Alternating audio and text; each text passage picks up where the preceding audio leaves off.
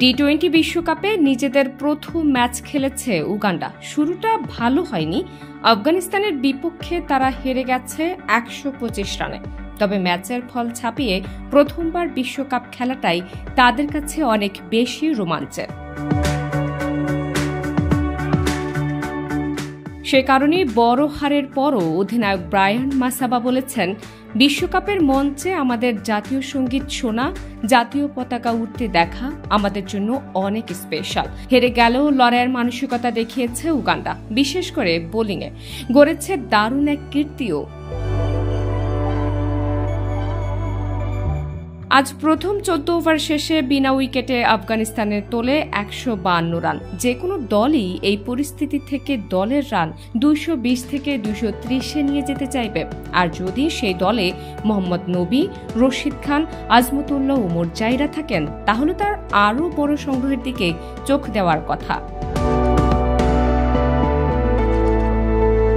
তবে সেখান থেকে 20 ওভার শেষে আফগানিস্তান তুলতে পারে 5 উইকেটে মাত্র 183 রান। 15 থেকে 20 এই 6 ওভারে আফগানিস্তান রান তুলতে পেরেছে মাত্র 31, উইকেট হারিয়েছে 5টি। সবচেয়ে বড় কথা, এই 6 ওভারে একটি বাউন্ডারিও মারতে পারেননি নবীরা। পূর্ণ সদস্য দেশগুলোর বিপক্ষে টি-20 ক্রিকেটে এমন ঘটনা এ নিয়ে ঘটল দ্বিতীয়বার। এর আগে সর্বশেষ 2009 সালে শেষ 6 ওভারে বাউন্ডারি না দেওয়ার কীর্তি প্রথমবার গড়েছিল নিউজিল্যান্ড। কলম্বোয় 2 ম্যাচ সিরিজের প্রথম টি-20-তে 142 রানের লক্ষ্যে শেষ 6 ওভারে শ্রীলঙ্কার প্রয়োজন ছিল মাত্র 35 রান। হাতে ছিল 5 উইকেট। সেখান থেকে ঘুরে দাঁড়িয়ে অবিশ্বাস্য জয় পায় নিউজিল্যান্ড। শেষ 6 ওভারে একটাও বাউন্ডারি মারতে না পারা শ্রীলঙ্কা 20 ওভার শেষে তোলে 9 উইকেটে 138 রান, হেরে যায় 3 রানে।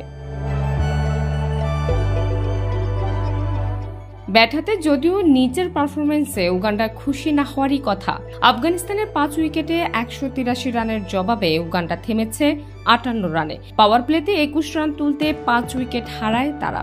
এরপর উগান্ডায় ব্যাটসম্যানরা শুধু হারের ব্যবধান কমানোর চেষ্টা করেছেন। নাহার নিশি, প্রিয় দেশ।